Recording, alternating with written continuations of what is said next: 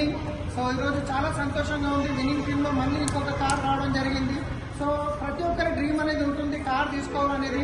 కానీ బయట మార్కెట్లో మనం చేస్తున్న పనిలో కార్ తీసుకోవాలంటే అది కూడా ఒక మెయింటెనెన్స్ అవుతుంది. కానీ మనం వెస్టీజ్లో వచ్చి కరెక్ట్గా 1 ఇయర్ మీరు కష్టపడితే ఇలాంటి కార్లు తీసుకోవచ్చు. సో జ్యోతి మేడం రీసెంట్గా 1 ఇయర్ ముందు బిజినెస్ స్టార్ట్ చేశారు. సో ఈరోజు కియా కార్ తీసుకున్నారు. తర్వాత వాళ్ళ టీంలో కూడా కార్లు బుక్ చేయడం జరిగింది. సో ఈ కార్ ఎక్కడికి వచ్చిందో తెలుసా?